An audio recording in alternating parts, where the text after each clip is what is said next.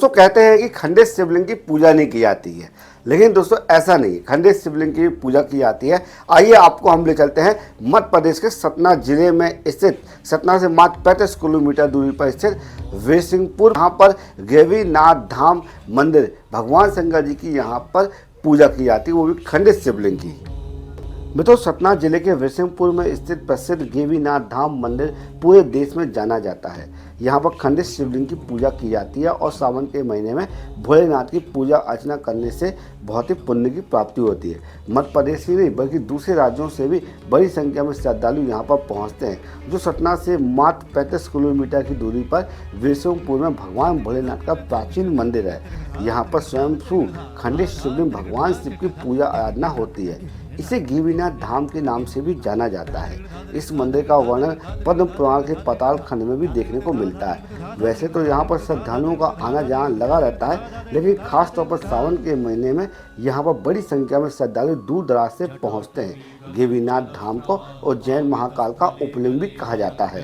दोस्तों मानता है कि पद्म पुराण के अनुसार त्रेता युग में दोस्तों वीर सिंह नामक राजा यहाँ पर राज करते थे। उस समय वीरसिंहपुर का नाम देवपुर था। दोस्तों मानता है कि पद्म पुराण के अनुसार त्रेता युग में महाराज वीर सिंह वीरसिंहपुर नगरी पर राज करते थे।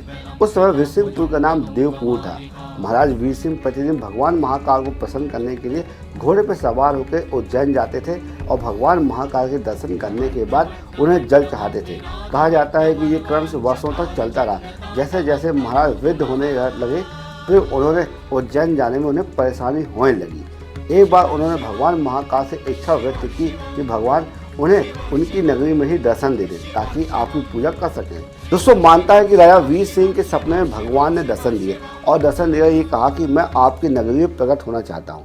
इसके बाद दोस्तों उनकी नगर में एक ऐसी घटना घटती है जिसे सुनकर आप आश्चर्यचकित हो जाएंगे। गेवी यादव नामक एक व्यक्ति रहते हैं। उन्हें घर में दोस्तों जो चूल्हा था उस चूल्हे में भगवान शंकर जी की एक पिंडी निकलती है, लेकिन जो उनकी माँ रहती है उनकी माँ ये सोचती है कि ये क्या है और उसको मूसल से लेकर धक्का दे देती है और ऐसा क्रम कई दिन तक चलता है। फिर भगवान शंकर जी फिर से महाराज जी के सपने में आते हैं और सपने में कहते हैं कि मैं आपकी नगरी में प्रकट तो होना चाहता हूँ, लेकिन आपकी नगरी में गेवी यादव नामक व्यक्ति जो रहते हैं उनकी वजह से मैं नहीं आ पा रहा हूँ। फिर क्या होता है, राजा गेवी यादव को बुलाता है और अपने सपने के बारे में भी बताता है।